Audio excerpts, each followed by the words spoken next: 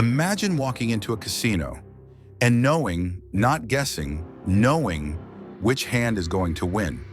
Imagine being so good, the casino calls the police, not because you broke the rules, but because they can't figure out how you're beating them. Now imagine the secret isn't up your sleeve. It's in your shoes. This is the story of a runaway teen who turned the art of card counting into a technological revolution and got away with it. The man who outsmarted every casino with his shoes, 1975. The world is changing, Vietnam is ending, disco is rising, and in smoky backrooms across Las Vegas, a teenager named Daryl Purpose is about to change gambling forever. He ran away from home at 16 with nothing but a guitar and $50 in his pocket. After sleeping on couches, playing in the street for change, and reading every blackjack book he could find, one name kept popping up: Ken Uston. Ken Uston wasn't just a player, he was a legend, a genius of card counting who ran blackjack teams like military operations. And Daryl? He was about to be drafted. Daryl joins Uston's team, and immediately people take notice. He passes the initiation test in under 10 seconds, something no one has ever done. His ability to stay calm, calculate rapidly, and communicate subtly under pressure makes him the perfect spotter. In Uston's team, a spotter plays low stakes and keeps count. When the deck is hot, he gives a signal, a scratch of the nose, a tug of the ear, and the big player walks in, betting thousands like a clueless tourist. But every bet is perfectly timed. Together, they rake in tens of thousands of dollars every week. They build reputations across multiple casinos, and slowly those casinos start asking questions. And when the questions don't bring answers, the suspicion starts to build. But casinos aren't stupid. And in 1970s, Vegas, they weren't just unfriendly, they were mob-run. When Ken Uston is beaten so badly he needs reconstructive surgery, Daryl realizes this isn't just a game, it's a war. The team disbands, but Daryl isn't ready to quit. Not by a long shot. For him, the game was no longer about winning, it was about mastering the system. If you had a way to beat the system, to win every time, would you use it? Or would you walk away knowing the risks? Let us know in the comments. What would you do if you were in Daryl's shoes? Literally? Daryl talks to his old friend Craig, a shoemaker with a knack for electronics. Together, they brainstorm the impossible, a way to count cards without being obvious. No hand signals, no teammates, no mistakes. The result? A pair of shoes like no other. They carve out the heel, insert a microcomputer, 2 toe-activated switches, and a vibration motor. Every time a low card is played, Daryl taps his big toe. High card? Tap the other. The computer adds or subtracts from the count. When the deck is hot, a tiny buzz tells Daryl, bet big. When it's cold, a different buzz tells him to back off. It's brilliant, it's invisible, and best of all, it's undetectable. There were no wires up his sleeve, no suspicious glances across the table. Just a man, his instincts in a secret hidden in his shoes. Vegas is too dangerous, so they choose a safer proving ground. England. Smaller casinos, less suspicion. Card counting is virtually unknown there. They register at multiple casinos, wait 48 hours for membership approvals, and test the shoes in hotel rooms. Everything works. Daryl walks with a slight limp, but no one notices. He's nervous, but determined.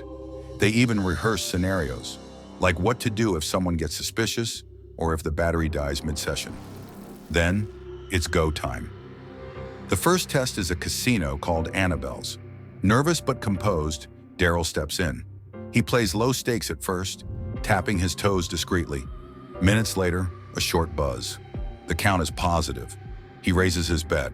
Half an hour later, a long buzz. Negative count. He pulls back. The pattern repeats. Win, wait, bet, pull back. And slowly, his chip stack grows. By the end of the night, he's up 10,000 pounds. The staff says they'll pay him the next morning. It's a lot of cash to have on hand after all. For Daryl, that night felt like a quiet revolution. Daryl returns to collect the winnings. But instead of smiles, he's met with frowns and uniformed police. The casino staff has called in the authorities, convinced something is up. But here's the catch. They have no idea what. Daryl and Craig are separated and questioned. The police keep asking, "Are you a professional gambler?" Daryl denies it, saying he works in real estate. The cops search their hotel room.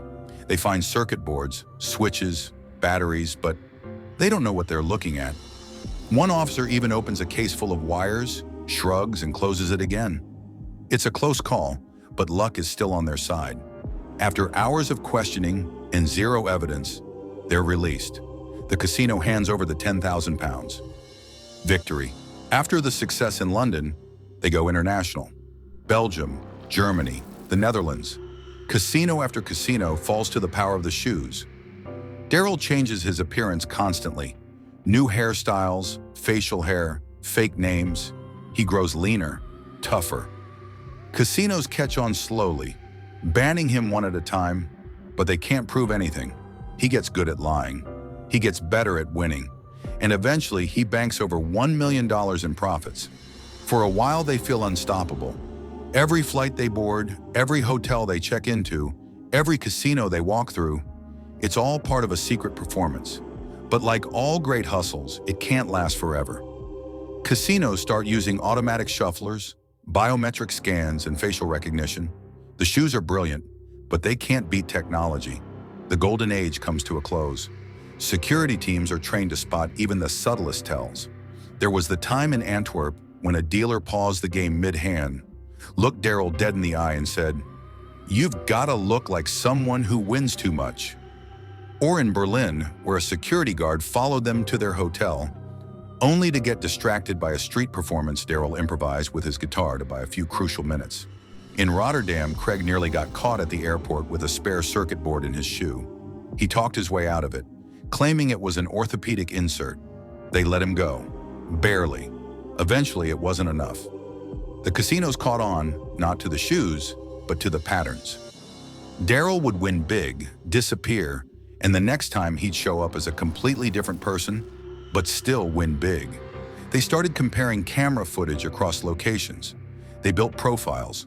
Daryl was no longer a ghost. He was a target. One night in Prague, Daryl felt the walls closing in. He was mid-hand, positive count, buzzer humming. He placed the bet, then a tap on the shoulder. "Sir, can you come with us?" He didn't panic. He smiled, stood up, and walked out the back door before they even realized he wasn't following. It was the last time he ever used the shoes. Craig returned to his workshop. Daryl went on to play music full-time, but the lesson stayed. Technology can tilt the odds. Genius can go unnoticed until it's too late. And sometimes you really can walk into a place meant to take your money and leave richer. Their story became a quiet legend. Whispers in gambling circles, rumors in security memos. Beware the man with quiet shoes. And here's something to think about. How many systems today, not just casinos, but in tech, finance, education, are considered unbeatable until someone comes along and flips the script? Daryl's story isn't just about blackjack, it's about disruption, about seeing cracks in the wall others think is solid. He never saw himself as a criminal. He saw himself as an equalizer, a guy who found the edge and dared to use it. And in a world where rules are written by the house, sometimes the smartest thing you can do is write your own. So here's to the quiet ones, the clever ones, the ones who tap their toe and shake the world. Casino chips fall in slow motion. Inspired? Share your story below. How would you outsmart the system? Fade to black.